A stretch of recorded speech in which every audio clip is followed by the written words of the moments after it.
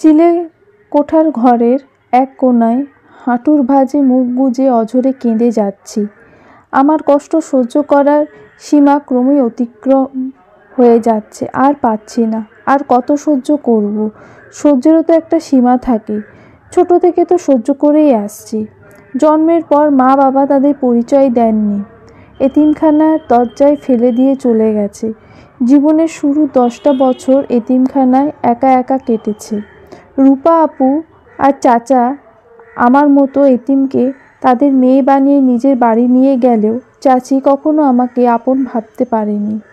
জীবনযুদ্ধে সংগ্রাম করেই টিকে থাকতে হয়েছে। অতঃপর ভাগ্যের খেলায় প্রিয়জনকে হারিয়ে হতে হলো নিঃস্ব। প্রিয়জনের ঘৃণা নিয়ে বেঁচে থাকার অভিশাপও পালন করে নিয়েছি। ভাগ্যের নিষ্ঠুর জুয়ায় খেলায় আবার সবার হাতে পুতুল হয়ে গেলাম। যাকে আঁকড়ে ধরে বাঁচতে চেয়েছিলাম সেই তিতলি এখন আমার থেকে ক্রোশ দূরে। যিনি আমার স্বামী সে সবার সামনে আমাকে সার্ভেন্ট বলে পরিচয় দেয়। অবশ্য তারই বা কী দোষ? বিয়ের শর্তই ছিল 3 মাসের সংসার। বাসর রাতেই তো নিজের তালাকনামায় সই করে দিয়েছি। চিলেকোঠার ঘরটাতে জিনিসপত্র আর ধুলো দিয়ে আস্তরণ পড়ে গেছে। চোখের পানি মুছে আঁচল কোমরে গুজে ঝাড়ু দিয়ে পরিষ্কার করে নিলাম। নির্ঝরের পরিবারের জন্য রাতে রান্না করলাম। যেহেতু বাড়ির নতুন সার্ভেন্ট আমি, সেহেতু তাদের খাওয়া শেষ করিয়ে সব কিছু ধুয়ে পরিষ্কার করে রাতে প্রায় 11:30টার পরে পুনরায় চিলেকোঠার ঘরে গেলাম। চিলেকোঠার ঘরটা ছোট একটা জানলা আছে। আমার মতোই বিষণ্ণ রাতের আকাশ দেখার জন্যই হয়তো জানলাটা বানানো। পুরো আকাশ মেঘ ছেয়ে আছে। ইদানিং মেঘ বৃষ্টির পরিমাণ বেড়ে গেছে। আকাশেও আমার সাথে পাল্লা দিয়ে অশ্রু বর্ষণ করে। গুড়গুড় করে মেঘ ডাকছে।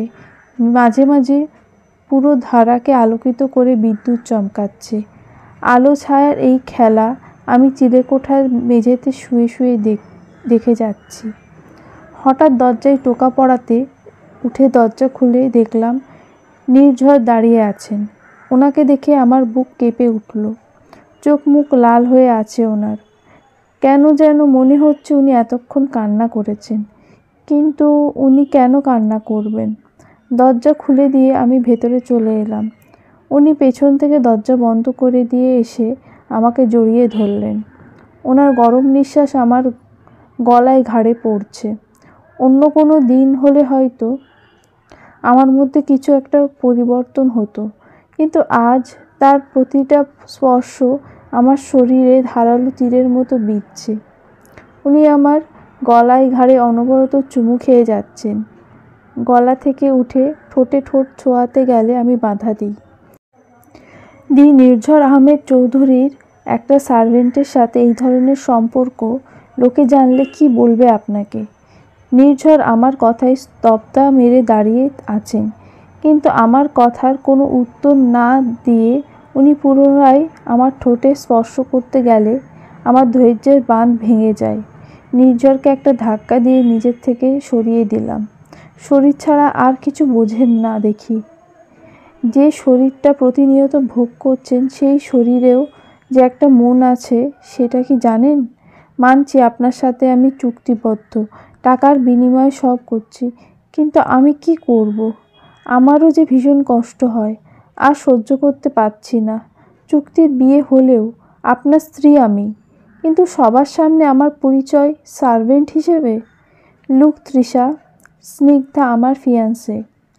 ওর সামনে আমি তোমাকে স্ত্রী বলে পরিচয় দিতে পারতাম না। আর আমার বাড়িতে সার্ভেন্ট ব্যতীত অন্য কেউ থাকেও না। স্নিগ্ধার আপনার হবু স্ত্রী হলে আমাকে কেন বিয়ে করলেন? নির্ঝর কোনো উত্তর না দিয়ে 1 পা 2 পা করে আমার দিকে এগিয়ে আসছেন। ঘরটা এতটাই ছোট যে আমি পিছোতেও পাচ্ছি না। নির্ঝর আমার কান থেকে আঁচলটা ফেলে দিয়ে গলায় মুখ ডুবিয়ে দিলেন। গভীর একটা চুমু দিয়ে কানের কাছে তার মুখটা এনে ফিসফিসিয়ে বললেন, তুমি আমার নেশা তৃষা। তুমি খারাপ আমি জানি, তবুও আমার তোমাকেই চাই। মেরে ফেলুন আমাকে, আর কিছু বাকি নেই জীবনে, যা ছিল সব শেষ হয়ে গেছে।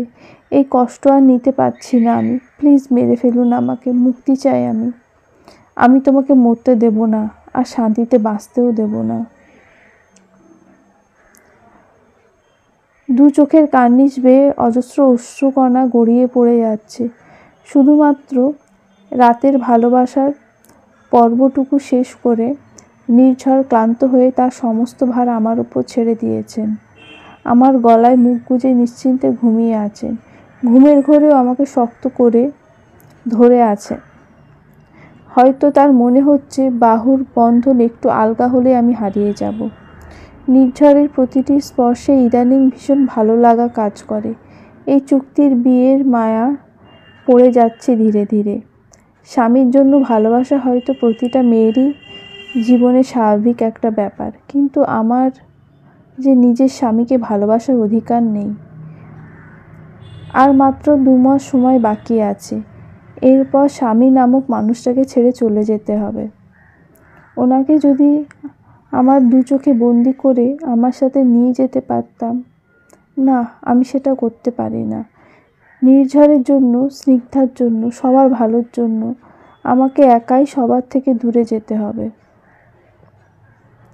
পরদিন সার্ভেন্ট না আসায় সারাদিন তৃষা একা খাটাখাটুনি করতে হয়। সারাদিনের কাজ শেষে সবাইকে ডিনার করিয়ে দিয়ে খাবার গুছিয়ে রেখে চিলেকোঠার ঘরের দিকে পা বাড়ায় তৃষা। ঘড়িতে রাত প্রায় 12টা, কিন্তু এখনও নির্ঝর বাড়ি ফেরেনি। সিঁড়ির কাছে গিয়েও তৃষা ড্রয়িং রুমে ফিরে আসে। ডান হাতে মদের গ্লাস আর আঙুলের চিপায় জ্বলন্ত সিগারেট নিয়ে একটা বারে বসে আছে নির্ঝর। প্রায় 1.5 ঘন্টা যাবৎ ড্রিঙ্ক করে যাচ্ছে।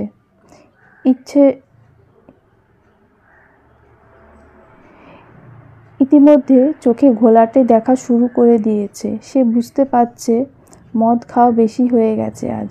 তবুও শেষবার ভর্তি করা গ্লাসটা খালি না করে ওঠার ইচ্ছে করছে না। নির্ঝরের ঠিক সামনের টেবিলে বেশ সুন্দরী এক রমণী মিনি স্কার্ট পরে বসে ড্রিঙ্ক করছে। মেয়েটির পোশাক আশাক আর গায়ের ফ্যাকাশে রং দেখেই বোঝা যাচ্ছে সে বিদেশি। মেয়েটি ঢুলঢুলু পায়ে নির্ঝরের দিকে এগিয়ে এসে টেবিলের উপর ভর দিয়ে একটু ঝুঁকে দাঁড়ালো। One night stand? মেয়েটি: not interested, go away. Look, I am so hot. I am not interested, leave me alone. Just look at me. You will find me interesting. My wife is more hot and beautiful than you. Now get lost from here.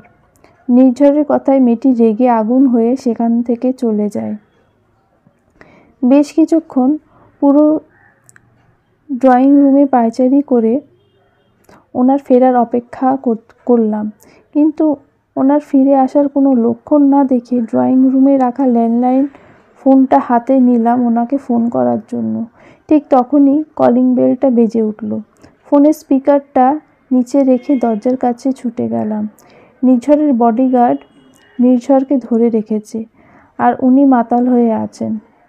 ওনার বডিগার্ডকে বিদায় করে দিয়ে ওনাকে জড়িয়ে ধরে ধীরে ধীরে ঘরে এনে শুইয়ে দিলাম। ওনার শরীর থেকে মদের বিশ্রী গন্ধ আসছে। না জানি কত মদ গিলেছেন। ওনার শার্ট খুলে দিয়ে উঠে আসতে গেলে উনি আমার হাত ধরে হ্যাঁচকা টেনে নিজের বুকের ওপর ফেলে দিলেন। নেশার ঘোরে নির্ঝর বারবার আমার নাম নিচ্ছেন। আচ্ছা, উনি কি আমার প্রতি দুর্বল হয়ে পড়ছেন? না, আমি তো সেটা হতে দিতে পারি না। ওনার মনে আমার জন্য শুধু ঘৃণা থাকবে। ওনার ভালোবাসার যোগ্য আমি নই। কিছুতেই ওনার মনে আমার জন্য ভালোবাসা তৈরি হতে পারে না। নির্ঝরকে ছেড়ে উঠতে গিয়ে উঠতে পারলাম না। কেন যেন আজকে ভীষণ কষ্ট হচ্ছে। বারবার মনে হচ্ছে ওনাকে আমি হারিয়ে ফেলব। যদিও কিছুদিন পর এটাই সত্যি হবে, তবুও মেনে নিতে কষ্ট হচ্ছে। ওনার বুকের উপর মাথা রেখে 2 হাতে ওনাকে জড়িয়ে ধরে ঘুমিয়ে পড়লাম। দরজায় কারোর জোরে ধাক্কা দেওয়ার শব্দে আমার ঘুম ভেঙে গেল। চোখ খুলতেই নিজেকে নির্ঝরের বুকে পেলাম। বাইরে অনেক বেলা হয়ে গেছে, আর আমার চোখই খোলেনি। নিজেকে সামলে উঠে বসলাম। দরজায় ধাক্কার পরিমাণ ক্রমশ বেড়েই চলেছে। শাড়ির আঁচল ঠিক করে উঠে গিয়ে দরজা খুলে দিলাম। দরজার বাইরে স্নিগ্ধা চোখ মুখ গরম করে তাকিয়ে আছে। তুমি আমার নীরের ঘরের ভেতরে কি করছো? তাও আবার বন্ধ দরজার আড়ালে নীরের সাথে অবচেতন হওয়ার সুযোগ নিচ্ছিলে, তাই না? না না, ছি, এসব কি বলছেন? আমি তো এই ঘরে। তুমি তো এই ঘরে কি? বলো বলো, মুখে তালা মেরেছ নাকি? আসলে আপনি ভুল ভাবছেন। ভুল? আমি একদম ঠিক ভাবছি। আমার তো কালকেই সন্দেহ হয়েছিল তোমাকেই বাড়িতে দেখে। না, তোমার মতো লো ক্লাসদের আমি ভালোই জানি। আমার নীরকে ফাঁসানোর জন্য এইসব করছো, তাই না? আপনি ভুল ভাবছেন। Oh, just shut up, I know well. তুমি একটা ক্যারেক্টারলেস মেয়ে। নিজের রূপ দেখিয়ে আমার নীরের টাকা হাতাতে চাও। এত টাকার লোভ তোমার? তুমি তোমার মোটিভে সাকসেসফুল হতে পারবে না। দেখুন, আপনি আমার কথাটা তো শুনুন। কি শুনবো? তুমি আমার নীরের নেশার ঘরে হওয়ার সুযোগ নিয়ে ওর সাথে এক ঘরে থেকেছো সারা রাত। এখন কিছুদিন পরেই প্রেগনেন্ট হওয়ার নাটক করে টাকা ডিমান্ড করবে, তাই তো? ছি, কি বলছেন এসব? তোমার সব খেলা আমি আজকেই শেষ করে দেব। বেরিয়ে যাও আমার বাড়ি থেকে। স্নিগ্ধা আমার হাত ধরে আমাকে টানতে লাগলেন। ঠিক তখনই পেছন থেকে অন্য হাতে টান অনুভব করলাম। How dare you Snigdha! তৃষাকে এইভাবে অপমান করার সাহস তোমাকে কে দিয়েছে? তৃষার হাত ধরে ভেতরের দিকে টেনে নিয়ে নির্ঝর কথাটা বলল। স্নিগ্ধার চেঁচামেচিতে নির্ঝরের ঘুম ভেঙে যায়। ঘুম থেকে উঠেই স্নিগ্ধার বলার কথাগুলো সে শুনে ফেলে। তুমি জানো না নীর, এই ছোট লোকটা কত ডেঞ্জারাস প্ল্যানিং করেছে তোমাকে ফাঁসানোর। Snigdha, mind your words Snigdha. তৃষাকে ছোট লোক বলার রাইটস তোমাকে কে দিয়েছে? নির্ঝর, নীর, তুমি এই কাজের লোকটার জন্য আমার সাথে কড়া গলায় কথা বলছো? আমি তোমার উড বি ওয়াইফ। আমার ভ্যালু এই লো ক্লাস মেয়েটার থেকে অনেক বেশি।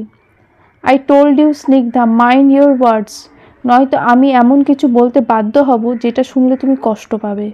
নীর, তুমি একটা কাজের লোকের জন্য আমার সাথে মিসবিহেভ করছো? Just shut up Snigdha. Trisha কাজের লোক নয়, আর তুমি এইভাবে তৃষাকে অপমান করতে পারো না। তুমি আমাকে এই কথা বলতে পারলে? তোমার কাছে আমার চেয়ে এই কাজের লোকটার বেশি হয়ে গেল? তোমাকে বারবার ওয়ার্ন করছি যে তৃষাকে অপমান করো না। তৃষা কোনো কাজের লোক নয়। Why don't you understand, damn it? এই মেয়েটা যদি তোমার বাড়ির সার্ভেন্ট না হয় তাহলে ওর সাথে তোমার সম্পর্ক কী? সারা রাত তোমার ঘরে এই মেয়েটা কী করছিল? কী সম্পর্ক তোমাদের দুজনের? বলো নীর, চুপ করে আছো কেন? তোমার সব প্রশ্নের উত্তর দেওয়া প্রয়োজন মনে করি না। তোমাকে উত্তর দিতেই হবে। তোমার স্ত্রী আমি। লাইক সিরিয়াসলি স্নিগ্ধা, তোমার আর আমার বিয়ে জাস্ট ঠিক হয়েছে, এখনও বিয়ে হয়নি। So be in your limit. তুমি এই থার্ড ক্লাস মেয়েটার জন্য আমাকে অপমান করছো? নির্ঝরা স্নিগ্ধার চেঁচামেচিতে নয়না বেগম তার ঘর থেকে নির্ঝরের ঘরে ছুটে আসেন। কি হয়েছে স্নিগ্ধা, তুমি কাঁদছো কেন? নয়না বেগম, আম্মু, আজ এই কাজের মেয়েটার জন্য নীর আমাকে ইনসাল্ট করলো। আমি নীরকে এত ভালোবাসি, আর সেই নীর আমার সাথে এমনটা করতে পারলো? নীর, এসব কি শুনছি? তুমি স্নিগ্ধার সাথে মিসবিহেভ করছো কেন? আম্মু, মিসবিহেভ সবার আগে স্নিগ্ধা শুরু করেছে তৃষার সাথে। আমি শুধু উত্তর দিয়েছি। তুমি একটা কাজের লোকের জন্য চৌধুরী বাড়ির হবু বউকে অপমান করছো? তৃষা কাজের লোক নয়, তৃষা আমার স্ত্রী। তৃষার সম্পর্কে একটা বাজে কথা আমি মেনে নিতে পারবো না। নির্ঝরের কথায় সেখানে উপস্থিত সবার মাথায় যেন আকাশ ভেঙে পড়ল। মুহূর্তেই নীরব একটা ঝড় সেখানে দিয়ে বয়ে গেল। পিনপতিন নীরবতা বিরাজ করছে পুরো বাড়িতে। নয়না বেগম আর স্নিগ্ধা বাকরুদ্ধ দৃষ্টিতে নির্ঝরের আর আমার দিকে তাকিয়ে আছে। এমন একটা পরিস্থিতির জন্য তারা মোটেও প্রস্তুত ছিল না। প্রায় 20 মিনিট অতিক্রম হয়ে গেছে, কিন্তু উনি এখনও আমার বাম হাতটা শক্ত করে ধরে রেখেছেন। মনে হচ্ছে হাত ছেড়ে দিলেই বুঝি আমি হারিয়ে যাব। আমার ঠিক সামনে দাঁড়িয়ে স্নিগ্ধা নিঃশব্দে কান্না করে যাচ্ছে। মুহূর্তেই মেয়েটার দুনিয়া উল্টো পাল্টা হয়ে গেল। কোথায় সে বিয়ের স্বপ্ন দেখছিল, সংসার জীবন নিয়ে নতুন কল্পনার জগৎ সাজাচ্ছিল, সব কিছু ভেঙে চুরমার করে দিলাম আমি। সব কিছুর জন্য আমি দায়ী। আমার দ্বারা কখনো কারোর ভালো হয়নি, হয়তো হবেও না। আলমিরা থেকে সমস্ত জিনিসপত্র বের করে লাগেজে পুরছে স্নিগ্ধা। এক হাতে চোখের পানি মুছছে, অন্য হাত দিয়ে লাগেজ আটকানোর বৃথা চেষ্টা করছে। নির্ঝরের এভাবে বিয়ে করে নেওয়া, তার সাথে প্রতারণা করা সে কিছুতেই মানতে পারছে না। স্নিগ্ধার পেছন পেছন নয়না বেগমও ছুটে এসেছেন। স্নিগ্ধার এই অবস্থা মেনে নিতে তার কষ্ট হচ্ছে। যেখানে সব দোষ তার নিজের ছেলের, সেখানে তার কী বা করার আছে। নয়না বেগম স্নিগ্ধার কাছে গিয়ে বেশ কিছুক্ষণ সময় নিয়ে স্নিগ্ধাকে বোঝানোর চেষ্টা করেন। একটা বাইরের মেয়ের জন্য তুমি তোমার সংসার, নিজের ভবিষ্যৎ ছেড়ে চলে যাবে? নয়না বেগম: আমার সংসার? আম্মু, তুমি হয়তো শুনতে পাওনি নীর কি বলেছে। আমার ওর প্রতি কোনো অধিকার নেই। নীর ওই পিচ মেয়েটার সাথেই হ্যাপি। দেখো স্নিগ্ধা, নীর ওই মেয়েটাকে কেন বিয়ে করেছে সেটা আমরা কেউই জানি না। এভাবে হুটহাট ডিসিশন না নিয়ে মাথা ঠান্ডা করে নীরের সাথে আমরা কথা বলি, দেন আসল সত্যটা বেরিয়ে আসবে। I can't tolerate any more আম্মু। নীর আমাকে অনেক ইনসাল্ট করেছে ওই লো ক্লাস মেয়েটার জন্য। Relax Snigdha, let me handle this. Nayna বেগমের কথায় স্নিগ্ধা শান্ত হলেও তার মনে আগুন জ্বলছে। নির্ঝরের অন্য কাউকে বিয়ে করেছে এটা ভাবতেই তার মাথায় আগুন ধরে যাচ্ছে। ভেতরে ভেতরে রাগে ফুঁসলেও বাইরে দিকটা যথেষ্ট স্বাভাবিক রাখার বৃথা চেষ্টা করে যাচ্ছে। সোফায় বসে ল্যাপটপে মুখ গুজে আছে নির্ঝর। নিজেকে অতটাই স্বাভাবিক দেখাচ্ছেন যে তাকে দেখে মনেই হচ্ছে না একটু আগে কিছু হয়েছিল। খুব রিল্যাক্সভাবে সেন্টার টেবিলে এক পায়ের ওপর অন্য পা তুলে কফির মগে চুমুক দিচ্ছেন। ওনাকে দেখে আমার ভয় হচ্ছে। ওনার রাগী জেল্লাদ টাইপ রূপ অনেক দেখেছি, কিন্তু এত শান্ত রূপ এই প্রথম দেখলাম, তা আবার এত কিছু হয়ে যাওয়ার পর। আচ্ছা, সত্যি কি ওনার কিছু যায় আসে না যা হলো তাতে? সকালের কাণ্ড হওয়ার পর উনি সার্ভেন্ট ডাকিয়েছিলেন। সার্ভেন্ট বাড়ির সব কাজ করেছে, আর আমাকে ওনার সামনে মূর্তির মতো বসিয়ে রেখেছেন। এক চুলও নড়তে দেননি। একটু এদিক সেদিক হলে ওনার চিলের মতো তীক্ষ্ণ চোখ দুটো দিয়ে অগ্নি বর্ষণ করা শুরু করে দেয়।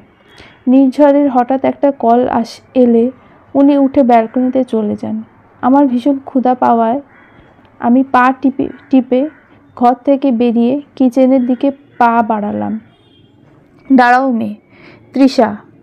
কিচেনে ঢোকার আগে নয়না বেগম তৃষাকে ডাকলেন। জি। তোমার উদ্দেশ্যটা কি? মানে, খুব ভালো সাজা হচ্ছে তাই না? তুমি কি মনে করো আমি তোমার চালাকি প্ল্যানিং বুঝি না? আপনি কি বলতে চাইছেন আন্টি? কে আন্টি? Call me ma'am.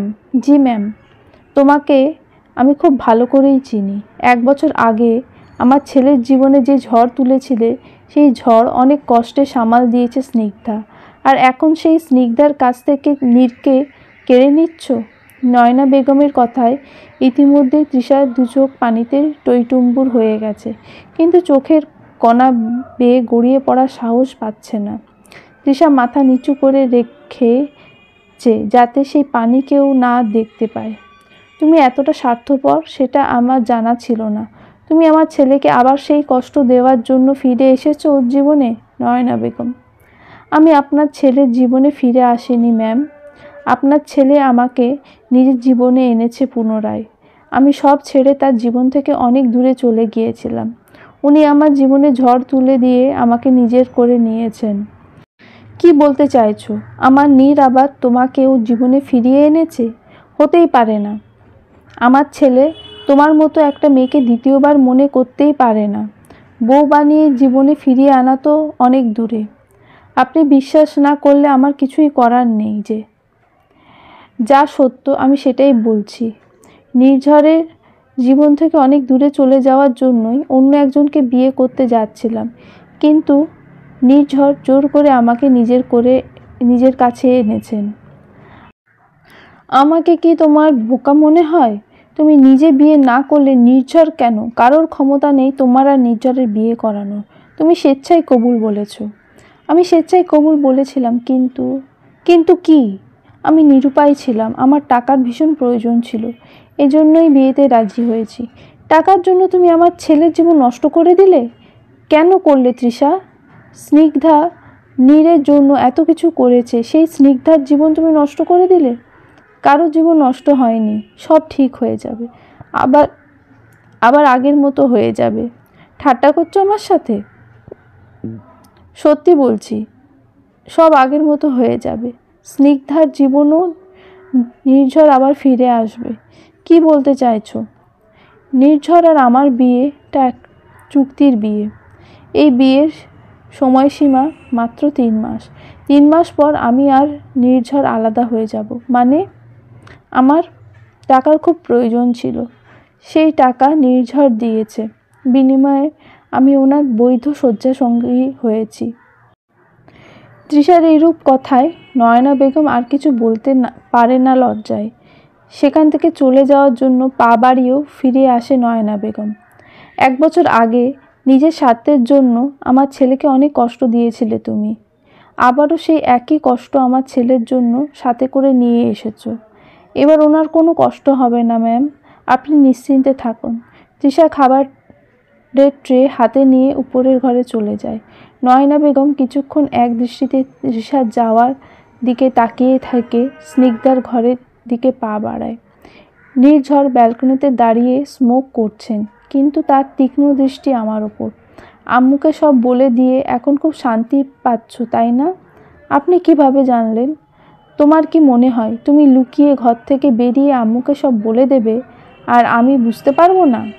আজ নয়তো কাল সবটা সবার জানারই ছিল, তাই আজকেই বলে দেওয়াটা উচিত মনে হলো আমার। নির্ঝর আমার দিকে এগিয়ে আসছেন। আচমকা আমার হাত ধরে হ্যাঁচকা টান দিয়ে নিজের সাথে মিশিয়ে নিয়ে আমার গলায় মুখ গুজে দিলেন। অন্য কোনো দিন হলে হয়তো ওনাকে 2 হাতে জড়িয়ে নিতাম, কিন্তু আজ কেন যেন সাহস পাচ্ছি না। হাত গুটিয়ে ঠাঁই দাঁড়িয়ে আছি। ওনার গরম নিঃশ্বাস আমার চিবুকে পড়ছে। উনি আস্তে করে ওনার মুখটা একটু তুলে আমার কানের কাছে এনে ফিসফিসি করে বললেন, তুমি কি ভাবছো আম্মুকে সব বলে দিলে আমার হাত থেকে বাঁচতে পারবে? Trust me Trisha, I will not let you die or live in peace. তোমার থেকে আমার পাওনা প্রতিশোধটা এখনো বাকি আছে তৃষা, বি রেডি। কথাগুলো বলে নির্ঝর আমার গলায় গভীর একটা চুমু দিয়ে ওয়াশরুমে চলে গেলেন। বরাবরের মতো আমার চোখ দুটো ভিজে গেছে। 2 মাস সময় যত শেষের দিকে আসছে, বুকের পাবাসটা চিনচিনে ব্যথা ততই প্রকট আকার ধারণ করছে। 1 বছর আগে আমি নিজের স্বার্থের কারণে নির্ঝরকে কষ্ট দিয়েছিলাম, হয়তো এবারও সেটাই করতে যাচ্ছি। এইবার হয়তো নির্ঝর আমাকে সারা জীবনের জন্য ভুলে যাবেন। এখনও মূর্তির মতোই দাঁড়িয়ে আছো, খাবার দাও আমাকে। ওয়াশরুম থেকে বেরিয়ে ভেজা চুল মুছতে মুছতে তৃষাকে নির্ঝর কথাটা বলল, আপনি বসুন তৃষা। নির্ঝর তার লম্বা চুলগুলো আধভেজা রেখেই সোফায় বসে পড়ল। পরোটা আর দম আলু করা হয়েছে নাস্তার জন্য। নির্ঝরের চুল থেকে টপ টপ করে পানি মেঝেতে আর সেন্টার টেবিলে পড়ছে। সদ্য গোসল করে আসতে শুধু ট্রাউজারে বসে আছেন উনি।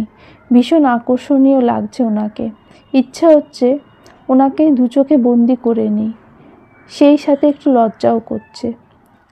আচ্ছা, আমি কি ওনার প্রতি দুর্বল হয়ে পড়ছি?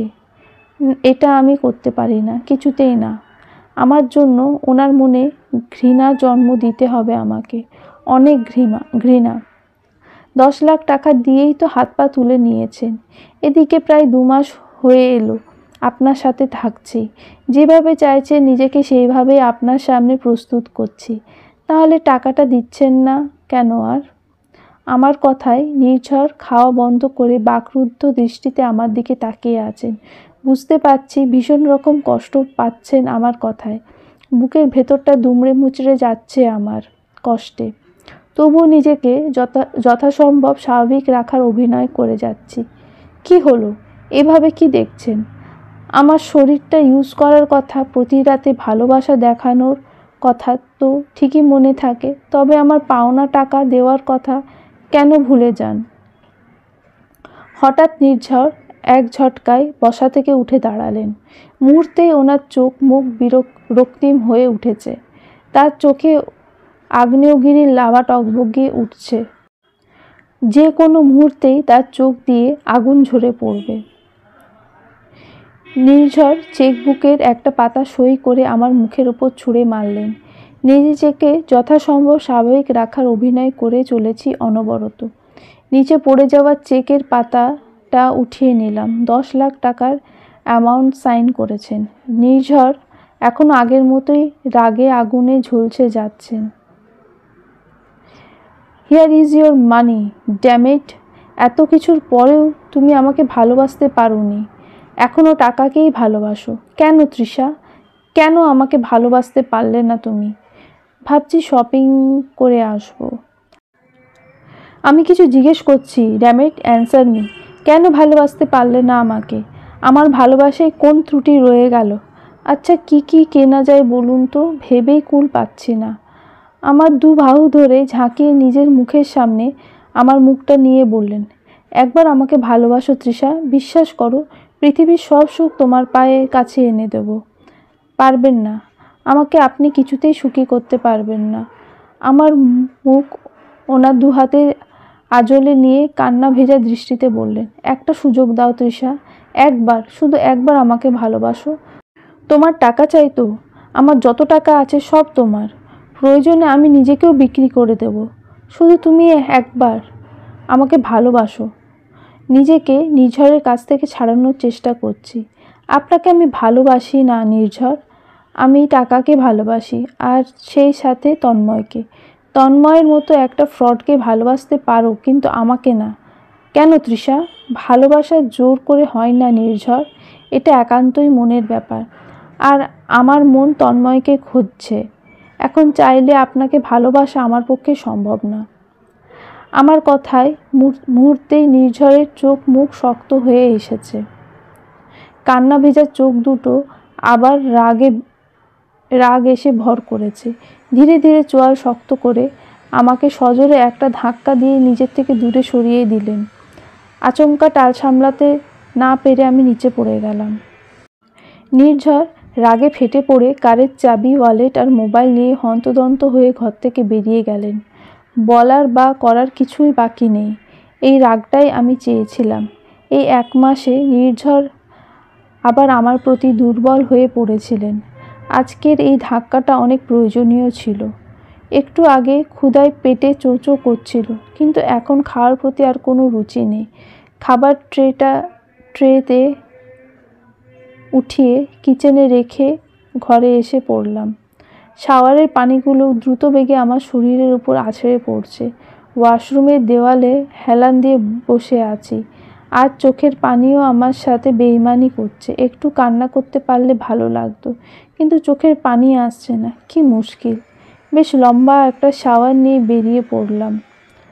কলাপাতা রঙের শিফন জর্জেটের শাড়িটি গায়ে জড়িয়ে আয়নার সামনে দাঁড়িয়ে আছি। এ বাড়ি আর নির্ঝরের জীবন থেকে যাওয়ার সময় ক্রমশ এগিয়ে আসছে আমার। আবার সব বন্ধন ছিন্ন করে নির্ঝরকে কাঁদিয়ে নিজের চোখের পানি আড়াল করে চলে যাব বহুদূর। তিতলির কথা ভীষণ মনে পড়ছে। কেন জানি না, যখন আমি কোনো প্রকার কষ্টে থাকি তখন তিতলির মুখটা আমার চোখের সামনে ভাসে। আমার অন্ধকার জীবনের একমাত্র খুশির ঝলক আমার তিতলি। সেই তিতলিও আজ আমার থেকে কত দূরে। ভাগ্য আমার সাথে খুব সুন্দর লুকোচুরি খেলছে। এই খেলায় কে জিতবে কে জানে। পুরো দিন পেরিয়ে রাত নেমেছে, রাতেরও মধ্যপ্রহর চলছে। নির্ঝর এখনও বাড়ি ফেরেননি। মোবাইলটাও বারবার সুইচ অফ বলছে। খুব টেনশন হচ্ছে আমার, না জানি কোথায় আছেন উনি। কালকেও মধ্যরাত পর্যন্ত বাইরে ড্রিঙ্ক করেছে, কিন্তু আজ তো ফিরে আসছেন না। নির্ঝরের আব্বু ঢাকার বাইরে গেছেন, আর নয়না ম্যাম একটু অসুস্থ থাকায় আগেই শুয়ে পড়েছেন। স্নিগ্ধা আমার সাথে কোনো কথাই বলে না। কি করব আমি এই পরিস্থিতিতে? এত রাতে ওনার ঠিকানায় কোথায় পাবো? কিভাবে জানবো উনি কোথায়, কেমন আছেন? এতটা অসহায় নিজেকে আগে কখনো মনে হয়নি। এদিকে রাত বেড়েই চলেছে। রাতের অন্ধকারে সাথে পাল্লা দিয়ে বেড়ে চলেছে আমার দুশ্চিন্তা। নির্ঝরের পথ চেয়ে একটা নির্ঘুম রাত পাড়ি দিয়ে ভোরের দিকে চোখ লেগে এলো। সারা রাত নির্ঝর আর বাড়ি ফেরেননি। হঠাৎ দরজায় কড়ার আঘাতে শব্দে ঘুম ভেঙে গেল আমার। হয়তো নির্ঝর ফিরে এসেছেন ভাবতেই ধরফড়িয়ে বিছানা থেকে উঠে দরজা খুলে দিলাম, কিন্তু দরজা খুলে আমাকে পুনরায় হতাশ হতে হলো। একজন সার্ভেন্ট এসে বলল আমার জন্য ল্যান্ডলাইনে ফোন এসেছে।